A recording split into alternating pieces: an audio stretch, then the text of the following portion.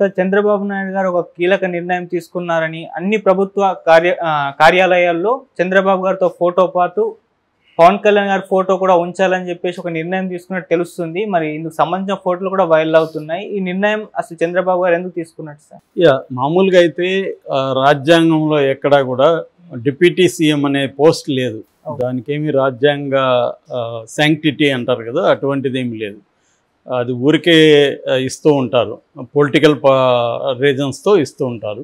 జనరల్గా అయితే జగన్ దీంట్లో దాదాపు 5 మంది ఉప ముఖ్యమంత్రులు ఉన్నారు. ఆయన సామాజిక సమీకరణాల రీత్యా ఎస్సీలు, బీసీలు, మహిళలు ఇలాగా పెట్టుకున్నాడు.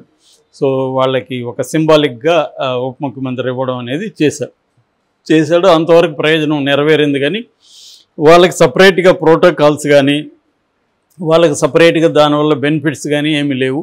వాళ్ళకి ఏమి అధికారాలు లేవు. జస్ట్ 6,000 అంటారు కదా, అలాగా ఉనింది. అది అలంకారప్రాయం అంటారు కదా, అలా అలంకారప్రాయంగా ఉనింది తప్ప వాళ్ళు ఉప ముఖ్యమంత్రులుగా సపరేట్గా చేసిందేమీ లేదు. అయితే చంద్రబాబు కూడా పవన్ కళ్యాణ్కి ఉప ముఖ్యమంత్రి ఇవ్వడం ద్వారా ఏంటంటే ఒక సింబాలిక్ జెస్చర్ చేశాడు. దాంతోపాటు పవన్ కళ్యాణ్కి జగన్ లాగా కాకుండా పోటీ ఎవరిని పెట్టలేదు. పవన్ కళ్యాణ్ ఒకరినే ఉప ముఖ్యమంత్రి పెట్టారు. ఇంకొకరిని పెడితే పవన్ కళ్యాణ్కి ఇబ్బంది వస్తుందని చెప్పి ఆయన ఇంకెవరికి ఇవ్వలేదు. అట్లాగే పవన్ కళ్యాణ్కి 6 శాఖల్ని ఇచ్చాడు. ఇది కూడా అసాధారణమైంది. పవన్ కళ్యాణ్కి 6 శాఖల్ని ఇవ్వడం అనేది మామూలు విషయం కాదు. చాలా ఇంపార్టెంట్ పొజిషన్ ఇచ్చాడు. దాని తర్వాత ప్రోటోకాల్స్ కూడా ఏర్పాటు చేస్తూ వస్తున్నాడు పవన్ కళ్యాణ్కి. అంటే ఉప ముఖ్యమంత్రిగా ఊరికే రబ్బర్ స్టాంప్ లేకుండా, నామకే వాస్తులాగా పోస్ట్ పెట్టకుండా దానికి ప్రోటోకాల్స్ కూడా క్రియేట్ చేసుకుంటూ వస్తున్నాడు. అందులో భాగంగానే ఈరోజు మార్నింగ్ ఒక డెసిషన్ తీసుకున్నారు. అదేంటంటే ప్రతి గవర్నమెంట్ ఆఫీస్లో, తర్వాత గవర్నమెంట్ ప్రోగ్రామ్స్ కార్యక్రమాల్లో చంద్రబాబు మామూలుగా అయితే ముఖ్యమంత్రి ఫోటోలను పెడతారు. దాంతోపాటు ఉప ముఖ్యమంత్రి పవన్ కళ్యాణ్ ఫోటో కూడా పెట్టాలని ఆదేశాలు జారీ చేశారు. సో చంద్రబాబు ఎందుకు పవన్ కళ్యాణ్కి ఇంత ఇంపార్టెన్స్ ఇస్తున్నాడు అంటే, అధికారం రాకముందు ఇచ్చాడంటే అర్థమవుతుంది అందరికీ. పవన్ అవసరం ఉంది, పవన్ లేకుండా తాను గెలవలేనని చంద్రబాబుకి గట్టి నమ్మకం కాబట్టి పవన్ మీద ఆధారపడాల్సి వచ్చింది. పవన్ మీద ఆధారపడినాక పవన్ అడిగిన సీట్లు ఇవ్వలేదు. అట్లాగే జనసేన కావచ్చు, కాపు నాయకులు హరిరామ్ జోగయ్య లాంటి వాళ్ళు డిమాండ్ చేసినట్టుగా 50-60 సీట్లు పవన్ కళ్యాణ్కి ఇవ్వలేదు. కేవలం 20, ఫస్ట్లో 24 ఇచ్చారనుకుంటా. దాని తర్వాత అది కూడా పవన్ కళ్యాణ్ 3 త్యాగం చేశాడు. సో అట్లాగే ఎంపీ కూడా 1 త్యాగం చేశాడు. ఓవరాల్గా 21 ఎమ్మెల్యే, 2 ఎంపీ సీట్లు ఇచ్చారు. సరే అవన్నీ 100% స్ట్రైక్ రేట్తో పవన్ గెలుచుకున్నాడు. ఇక్కడ ఏంటంటే చంద్రబాబు అప్పుడు ఏం చేశాడంటే పవన్కి ఇంపార్టెన్స్ ఇస్తున్నట్టుగా, అంటే నిజంగా ఇవ్వాల్సిన చోటేమో ఇవ్వలేదు, సీట్లకి ఇవ్వలేదు. ఇవ్వకపోవడానికి కూడా చంద్రబాబుకు రీజన్స్ ఉన్నాయి. ఎందుకంటే పవన్ కళ్యాణ్ ఓట్ షేరే గతంలో 6% కాబట్టి, అతని క్యాండిడేట్సే సరిగా లేరు కాబట్టి, ఇప్పుడు ఇచ్చినా కూడా వాళ్ళు గెలవలేరు, వేస్ట్ అవుతుంది కాబట్టి అంతవరకు ఇవ్వడం కరెక్టే, అక్కడేమీ ఇబ్బంది లేదు. కాకపోతే బిగినింగ్లో ప్రొజెక్షన్ చాలా ఎక్కువ చేశారు ఇద్దరు కూడా. అందువల్ల కొంత జన సైనికుల్లో కావచ్చు, కాపు నాయకుల్లో కావచ్చు అసంతృప్తి వచ్చింది. అట్లాగే లోకేష్ కూడా ఆయన ముఖ్యమంత్రి అవడం ఏంటి, మా నాన్నే చంద్రబాబు నాయుడే ముఖ్యమంత్రి అవుతారు, ఉప ముఖ్యమంత్రి కూడా మేము పాలిట్ బ్యూరోలో డిస్కస్ చేస్తాం, ఇవన్నీ ఎప్పుడైతే మాట్లాడాడో దీనికి వ్యతిరేకత విపరీతంగా వస్తే అప్పటి నుంచి చంద్రబాబు లోకేష్ని కంట్రోల్ చేశాడు. ఎక్కడనో మాట్లాడొద్దని పవన్ కళ్యాణ్కి ఇంపార్టెన్స్ ఇచ్చుకుంటూ వచ్చాడు. తనే పవన్ కళ్యాణ్ ఇంటికి వెళ్ళడం అలాంటివన్నీ చేశాడు. అంటే సింబాలిక్ జెస్చర్స్ అంటారు వీటిని. అంటే మనకి కొన్ని సింబల్స్ని క్రియేట్ చేసి సింబాలిక్ జెస్చర్స్ని క్రియేట్ చేయడం వల్ల ప్రజల్లో ఒక ఇమేజ్ క్రియేషన్ ఏర్పడుతుంటుంది. ఇది బీజేపీ కూడా చాలా బాగా చేస్తుంది. అంటే ఊరికనే వచ్చి ఇక్కడ జూనియర్ ఎన్టీఆర్ని అమిత్ షా కలిసిపోయాడు, ఏం లేదు విషయం. కానీ కలిసిపోవడం ద్వారా ఏమవుతుందంటే ఒక సింబాలిక్ జెస్చర్. వాళ్ళు జూనియర్ ఎన్టీఆర్నే కాకుండా ప్రముఖ ఇన్ఫ్లుయెన్సర్లని, జర్నలిస్టులని, ప్రొఫెసర్ నాగేశ్వర్కి వాళ్ళ ఇంటికి నడ్డా వచ్చిపోయాడు. నిజానికి నడ్డా వచ్చిపోవడంలో నాగేశ్వరికి ఒరిగేది ఏం లేదు, నాగేశ్వర్ వల్ల ఇమీడియట్గా వాళ్ళకి కూడా ఒరిగేది ఏం లేదు. కానీ నాగేశ్వరికి ఒక ఇమేజ్ ఉంది కాబట్టి, ఒక సిన్సియర్ ఆబ్జెక్టివ్ ఇండిపెండెంట్ జర్నలిస్ట్గా ఒక ఇమేజ్ ఉంది కాబట్టి ఈయన వీడియోస్ ఒక నెలకి 1 కోటి మందో 2 కోట్లు చూస్తారు. ఇన్ఫ్లుయెన్స్ అవుతుంటారు కాబట్టి ఆయన కలవడం అనేది ఒక సింబాలిక్ జెస్చర్గా బీజేపీ చేసింది. అలాగే చంద్రబాబు కూడా పవన్ కళ్యాణ్ నుంచి ఆ కమ్యూనిటీ నుంచి ఓట్ ట్రాన్స్ఫర్ కావాలంటే పవన్ కళ్యాణ్కి ఇంపార్టెన్స్ ఇస్తున్నాం, ఇవ్వడమే కాకుండా ఇస్తున్నట్టు తెలియడం కూడా ఇంపార్టెంట్. అది ఇటువంటి తెలియజేయడంలో చంద్రబాబు సిద్ధహస్తుడు. ఆయనకున్న మీడియా తెలివితేటలు కానీ ఆ మ్యానిపులేషన్ ఇది కానీ చంద్రబాబు చిన్నది చేసినా అది పెద్దది ఎలుకను చూపించి కూడా ఏనుగా నమ్మించగలడు ఆయన. సో అలాంటి నైపుణ్యం ఉంది. అందుకని పవన్ కళ్యాణ్కి కూడా ముందు నుంచి అది ఇచ్చుకుంటూ వచ్చాడు. లోకేష్ని కట్ చేసుకుంటూ వచ్చాడు. లోకేష్ని మంగళగిరికే పరిమితం చేశాడు. ఎక్కడ కూడా లోకేష్ని ఫోకస్ చేయలేదు. పవన్ కళ్యాణ్ని ప్రతి దాంట్లో ఫోకస్ చేసుకుంటూ వచ్చాడు. అది చాలా బ్రహ్మాండంగా పనిచేసింది చంద్రబాబుకి.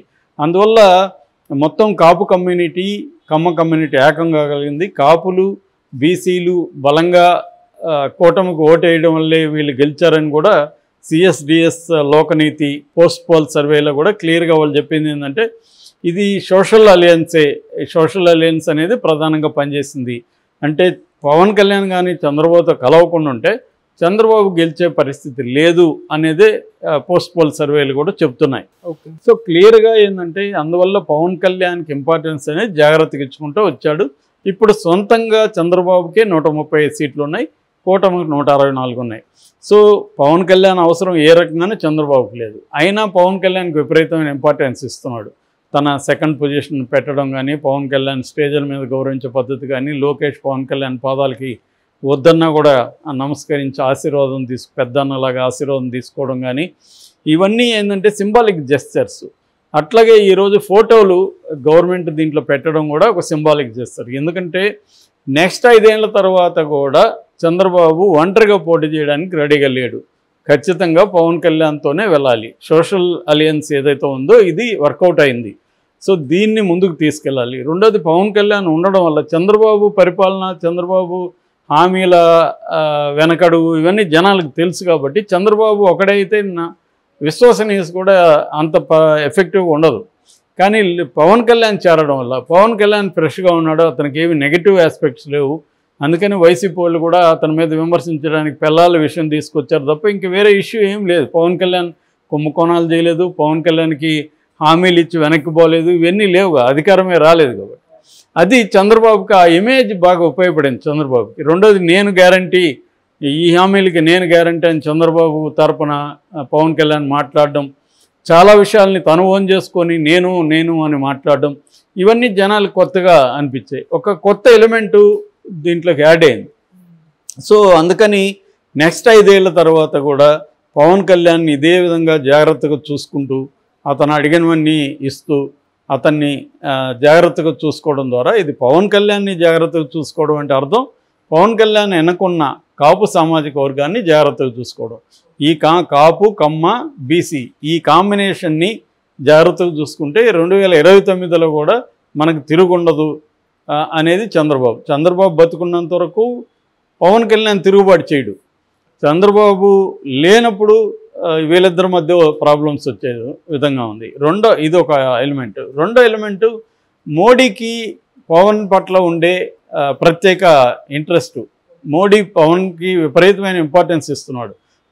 మనం చూస్తే ఆ విజువల్స్లో చిరంజీవి పవన్ కళ్యాణ్ అట్లుంటే ఈయనే మోడీ వచ్చి చొరవగా వాళ్ళిద్దరు చేతులు తీసుకొని పైకి లేపడం, ఇవన్నీ ఏం తెలియజేస్తున్నాయంటే మోడీ పవన్ కళ్యాణ్కి అట్మోస్ట్ ఇంపార్టెన్స్ ఇస్తున్నాడు, చిరంజీవికి అట్మోస్ట్ ఇంపార్టెన్స్ ఇస్తున్నాడు అని తెలుస్తుంది. సో మోడీకి ఇంకొక 10 ఏళ్ల పాటు తనే అధికారంలో ఉండాలి అన్న ఒక కోరిక ఉంది కాబట్టి దానికి తగినట్టుగా ప్రతిదీ లాంగ్ టర్మ్ ప్లాన్లో వర్క్ చేస్తున్నాడు. ఆంధ్రాలో మోడీ ప్లాన్ ఏంటంటే చంద్రబాబు తనతో ఉంటే ఓకే, లేనప్పుడు ఇటు పవన్ కళ్యాణ్ తన వైపు పెట్టుకొని కమ్మ సెక్షన్ని జూనియర్ ఎన్టీఆర్ని కమ్మ సెక్షన్ వైపు తీసుకొచ్చి తను ఒక సోషల్ ఈ కాంబినేషన్ని పెట్టుకొని వెళ్దామనేది మోడీకి ఉన్న ఇంట్రెస్ట్.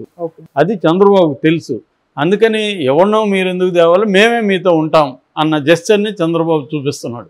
అందుకని ఈరోజు కూడా మనకి ప్రశాంత్ కిషోర్ నితీష్ కుమార్ని తీవ్రంగా విమర్శించాడు. నితీష్ కుమార్ ఏమీ డిమాండ్ చేయట్లేదు, ప్రత్యేక హోదా చేయట్లేదు, పిల్లలకు ఉద్యోగాలు అడగట్లేదు, షుగర్ ఫ్యాక్టరీలు అడగట్లేదు. ఈయన ఏమడుగుతున్నా అంటే 2025లో కూడా నేనే సీఎంగా ఉంటానని అడుగుతున్నాడు అని విమర్శించాడు. అదే విమర్శలు చంద్రబాబు కూడా అప్లై అవుతాయి కదా. చంద్రబాబు కూడా ఏం అడుగుతున్నాడు, ఇప్పటివరకు ఏం అడగలేదు, రాష్ట్రానికి ఏమన్నా అడిగాడా, ఏం అడగలేదు. కానీ చంద్రబాబు మీద విమర్శలు ఎవరు చేయకుండా చూసుకుంటున్నారు. ఎందుకంటే నితీష్ కంటే కూడా చంద్రబాబుకు బలం ఎక్కువ ఉంది. నితీష్ డిమాండ్ చేయలేడు. ఎందుకు, అక్కడ స్టేట్లో కూడా కోయిలేషన్ గవర్నమెంట్ ఉంది. నితీష్ డిమాండ్ చేసి ఇదైతే అక్కడ తనకు దెబ్బ.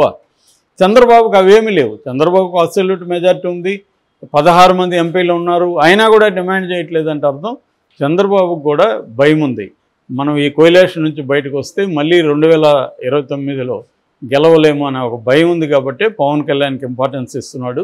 అంతకంటే ఏమి లేదు. ఎవరు ఏ రాజకీయ నాయకుడు ఏ పని చేసినా దాని వెనక టెంపరీ లేదా లాంగ్ టర్మ్ గోల్ అనేది ఉంటుంది. క్లియర్గా చంద్రబాబు చేసే ప్రతి పని వెనక కూడా రాజకీయాలు ఉంటాయి. ఇది వచ్చి కారణాలు ఇవి.